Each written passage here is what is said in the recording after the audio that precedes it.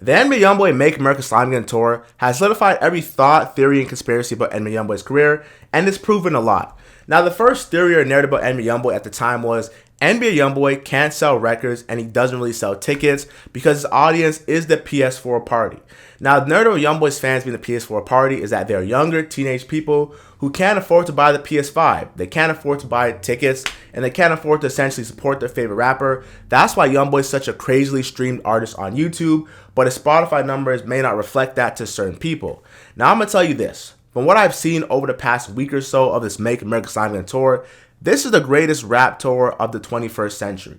And you might think I'm boosted because like, oh man, you dick riding, you glazed. No. I knew this was going to happen because Youngboy essentially hasn't been on tour in over 5 years. You got real hip-hop fans who listen to YB since 2016, like me, and even before, who have been waiting for this moment for Youngboy to finally take the stage.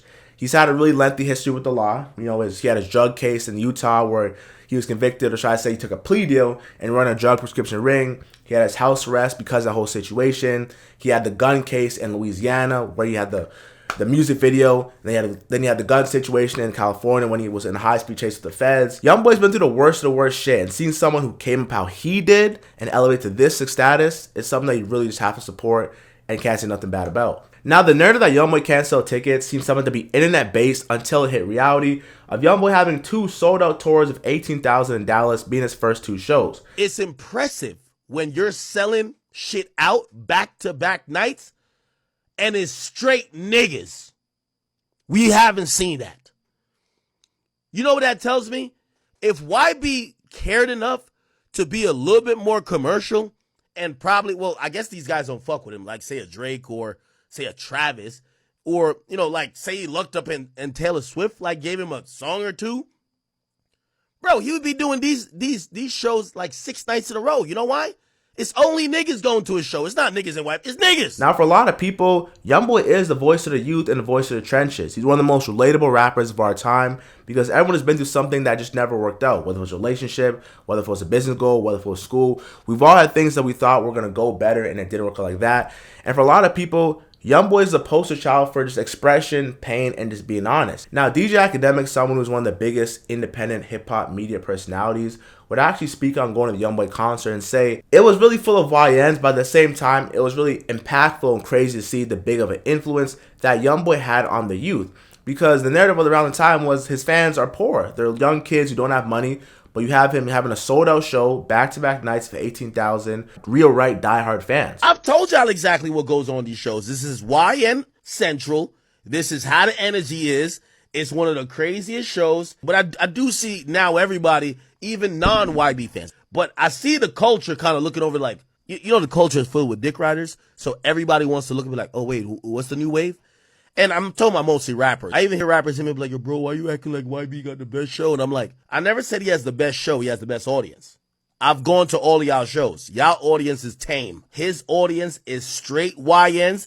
And I know we're in the age of being at a concert and going like this the entire time. YB fans is enjoying this shit like it's their last meal before execution. I've been to Travis Scott shows, Drake shows. Name whoever you think is like this great performer. I've been to their show. I'm not talking about performance. I'm not saying YB's the best performer. I'm saying YB has the best fans. And what I mean by that, his fans is enjoying the concert like them tickets cost $200. They withdrew or they overdrafted their account to get there. I went to the Kendrick concert. Kendrick concert was like 80% white people. And by the way, it's not only Kendrick. Most people that get in arenas and stadiums, white people. Drake shows is white people too. I ain't gonna cap. Travis Scott shows is definitely white people.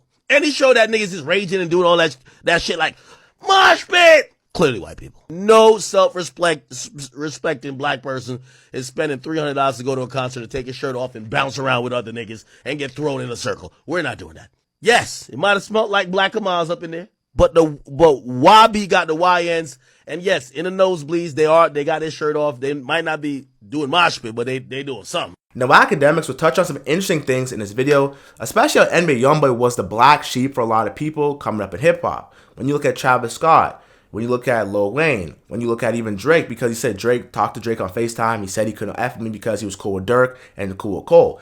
Now, NBA Youngboy's career has been the most open book. We know about his legal issues. We know about rappers not working with him, shout out to Baby, and people not working with him because of his beef with Dirk. And he talked about how since Dirk has been locked up, not directly but indirectly in the video, is how a lot of rappers have found a way to somehow get close to Youngboy, be at a concert, and I can even say the same thing about some streamers. I'm seeing a lot of streamers. I know Reggie listens to YB. I saw the whole AMP there, but I'm seeing certain people like, you couldn't even recite 2 Youngboy songs and you're at the first row, or you're in the concert, or you got the connects. But that is how the rap industry works, where like if you have connects and you're up streamer, you could be at every concert. But a lot of people are, I know there's this many YB fans. I'm seeing people looking like they just found who Youngboy was today, buying their tickets. But that's cool because that is hip hop culture. That is, the fun it crowd culture of you wanting to be there and fear of missing out and wanting to be there. But it's really ironic to see how certain people who weren't really working with Youngboy before, or weren't really the biggest of, hey, free YB, or hey, let's play some YB, let's collab, now we're all working with Youngboy. It sort of reminds me of how when Gunna first came home from jail, a lot of people didn't really care to work with Gunna because, oh, he's a rat, Gunna Tello, he's a rat, woo woo woo.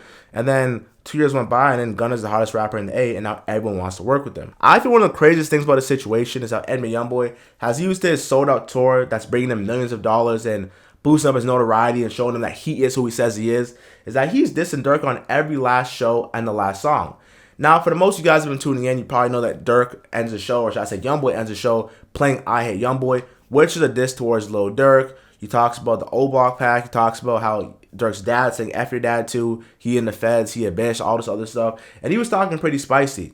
But this is crazy because the whole narrative is like, yo, will Youngboy play this in Chicago? If he does that in Chicago or not, it doesn't really matter. What really matters is someone from the north side of Baton Rouge, Louisiana, who was 15 and dropped out of school, who was in a drive-by attempted murder and almost went to jail for 10 years, got a suspended sentence, signed with Atlantic Records, went on to release some of the best work ever from Until Death Call My Name, AI Youngboy 1, AI Youngboy 2, Reeler, For What's Important, For Respect, For What's for Freedom. Went in and out of jail for the last 4 years, got a federal presidential pardon, and still went on tour and is selling out arenas. Youngboy is the black sheep in the rap game. Nobody thought this would ever happen for YB. You see YB in the past going through things off the drugs. He's had some family issues. He's talked about it vocally in his music. He's going at other artists who are saying that, Lil Tim should have done this, Lil Tim should have done that. And his artist and his camp essentially never broke again, was under attack after the whole King Von situation. So seeing Youngboy prevail a month in, even though it's only 10 days, and having sold out tours, he has his fans going crazy. I can't wait to the New York show. Y'all gonna see a whole another footage from that from me, but this is really the realest rap ninja of our generation.